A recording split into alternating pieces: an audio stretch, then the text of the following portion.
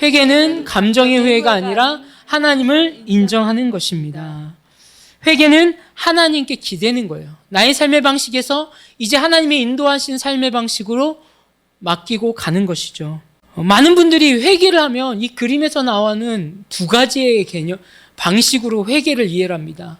감정적으로 받아들이는 거, 첫 번째는. 그래서 회개 기도해야 돼. 그래서 하루에 3시간 회개 기도해야지, 하루에 1시간 이상 기도해야지 악한 것이 나가서 정말 하나님이 우리 쓰셔.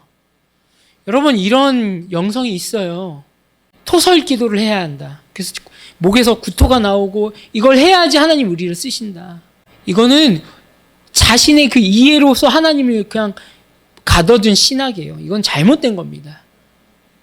그래서 맨날 그런 분들은요, 뭘 그렇게 잘못했는지 가슴을 치면서 죽일죄인 하면서 감정만 풀어놔요. 근데 삶의 변화가 없어요. 왜? 감정이 회개로 착각하고 있는 거예요. 아닙니다. 근데 어떤 사람은 그만해. 야, 한 번 회개했으면 끝이야. 아우, 신앙 답답해. 우리 이미 용서 받았어. 끝이야. 여러분, 이건 뭐예요? 구원파적인 회개가 아닙니다. 우리 예수 그리스도에 인해서 회개 받았어. 끝이야. 우리는 그냥 막 살아도 돼. 우리에게 준 거 누리면 살면 돼. 아니에요. 신약엔 그렇게 나와 있지 않아요. 구원에 뭐예요? 이루라라고 얘기합니다. 뭐로요? 너희의 믿음으로 구원을 이루라. 에베소서 2장 8절 9절을 한번 같이 읽어보겠습니다. 시작. 여러분은 믿음을 통하여 은혜로 구원을 얻었습니다. 이것은 여러분에게서 난 것이 아니요 하나님의 선물입니다. 행위에서 난 것이 아닙니다. 그러므로 아무도 자랑할 수 없습니다. 아멘. 에베소 교회를 다룰 때 교회론을 많이 다룹니다. 그렇죠? 교회 공부할 때 에베소서를 많이 읽어라. 그리고 그런 책들이 많이 있는데요. 근데 중요한 건 교회가 세워지기 위해서 구원에 대해 이런 믿음의 단어가요. 우리 신앙생활이 어려운 게 우리만이 해석한 그 단어가 사실 성경적이지 않을 때가 있어요. 되게 샤머니즘적인 어떠한 단어를 갖고 신앙생활하는 경향들이 있습니다. 오늘 이 시간에 여기 녹색 글씨가 잘 안 보이네요. 믿음, 은혜, 구원, 선물, 행위라는 단어가 여러분이 알고 있던 게 아니라 성경적인 그 뜻으로 좀 다시 해석되었으면 좋겠는데요. 에베소 2장 8, 9절에 나와 있는 단어들을 하나씩 좀 이야기해 보려고 합니다. 구원이에요, 구원. 구원은 뭡니까? 큰 위험, 깊은 수렁에서 뭐예요? 건짐받는 거예요. 제3자를 통해서 내 힘으로 구원받는 게 아니라 나를 구출해 줄 수 있는 3자의 노력과 희생으로 뭐예요? 건짐받는 것이죠. 구원은 내 힘으로 되는 게 아니다. 내 노력으로 되는 것이 아니다. 제3자의 은혜로 건짐받은 것이죠. 그리고 행위. 선물. 여러분, 선물을 받았는데 대가성으로 받은 선물을 뭐라고 얘기합니까? 뇌물이라고 얘기합니다. 우리 남녀 관계 가운데 남자가 자매한테 잘 보이는 선물도 그 자매가 그 남자를 사랑하지 않으면 그 선물도 부담스러워요. 그렇죠? 이게 뭔데 나한테 이걸 줘? 그게 정말 그 사람과 어떤 애정 관계가 있어야지 선물이 됩니다. 이 선물은 사랑해서 주는 거죠. 공짜입니다. 그리고 이 선물은요, 받아 누리더요, 배탈나지 않아요. 뇌물은 뭐예요? 언젠가 받아 먹으면 뭐예요? 배탈나죠. 근데 선물은 그렇지 않다는 거예요. 하나님께서 우리에게 주신 선물은 뭐예요? 절대 배탈날 일이 없다. 왜요? 대가를 구하지 않았기 때문에. 진짜 사랑해서 주신 거기 때문에. 믿음은 무엇인가? 믿음은 어떤 많은 하나님을 감동시키기 위한 어떤 공덕을 쌓아서 내가 어떤 성경을 많이 읽고 기도를 해서 내 믿음을 확증해서 보이는 것이 믿음인가? 아니라는 거예요. 믿음은 존재적으로 우리가 하나님을 의지하고 기대며 사는 것이죠. 여러분, 좀 말씀 몰라도요, 하나님을 진심으로 사랑하고 믿습니다 하는 사람이 믿음이 더 좋은 거예요. 말씀 많이 알아도 세속적인 이야기 많이 하고 돈 그러면 그 사람은 마음에서 나오는 이야기가 입으로 나오는 거예요. 그러면 그 사람은 돈이 더 큰 거예요. 우리는 뭘 기대합니까? 하나님을 의지합니다. 아멘. 우리 인도자이시며 소망이신 주님을 의지한다. 이게 우리의 믿음이 되어야겠죠. 그리고 은혜.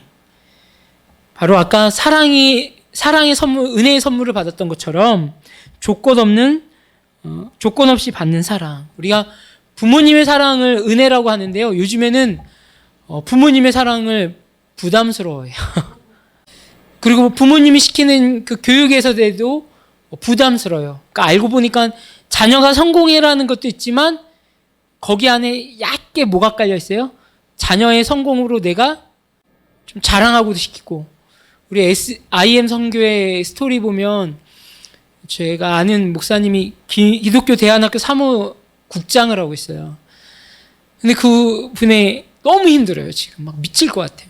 왜냐하면 힘들게 대한사학법을 최근에 발의해서 통과시켰거든요. 국회에서.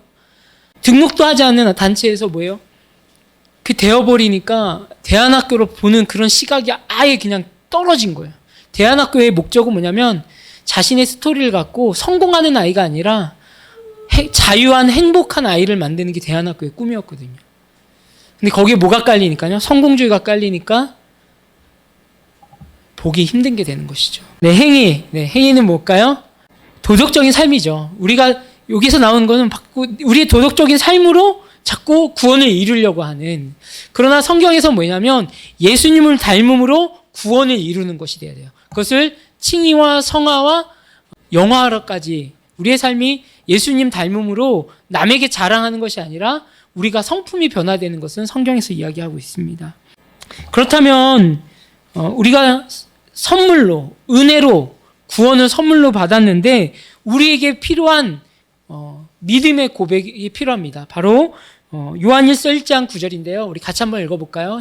우리가 우리 죄를 자백하면 하나님은 신실하시고 의로우신 분이셔서 우리 죄를 용서하시고 모든 불의에서 우리를 깨끗하게 해 주실 것입니다. 아멘. 중요한 건 성경적인 영접은 뭐냐면 우리의 죄를 자백하면 우리의 방법, 우리의 힘, 우리의 옳음을 고백하면 주님께 고백하면 뭐예요? 하나님은 신실하셔서 우리를 용서하시고 모든 불의에서 우리를 깨끗게 하신다는 것이죠. 여러분 이 고백이라는 단어 confession 뭐냐면 바로 자백하다라는 의미인데요. 바로 마라다의 패스와 동의하다라는 이 더불어 그래서 이것을 의미적으로 이야기하면 뭐예요? agree with 내가 그 뜻에 동의합니다. 내가 하나님의 그 사랑과 하나님의 방식을 뭐합니다? 동의합니다. 그래서 하나님을 따라갑니다. 이게 자백이라는 것이죠. 그러니까 성경에 나와 있고 또 우리에게 우리 삶을 통해서 어떤 관계를 통해서 말씀하신 하나님의 이야기에 우리가 뭐 하는 거예요? agree with 하는 거예요. 순간순간 나의 방법이 아니라 하나님의 방법에 동의하고 고백할 때, 인정할 때 우리의 삶이 그렇게 주님께로 동행하게 되는 것이죠. 그래서 회개는요, 바로 세 가지 의미가 있습니다. 지적으로 나의 죄를 인정을 하는 거예요. 내가 내 방법으로 살겠구나 했던 것을 지적으로 인정하고 또 정적으로 내 지은 죄에 빠져있는 상황을 슬퍼하고 아파하는 것도 필요합니다. 그래서 여러분 죄는 우리에게 고통을 줍니다. 죄에 있으면 우린 자유를 못 느껴요. 이 정적으로 죄를 인정하라는 것이죠. 그리고 뭐라는 거예요? 죄 짓지 않겠다는 결심, 의지적인 부분이 바로 이 지정의가 회개의 모든 것을 담고 있다는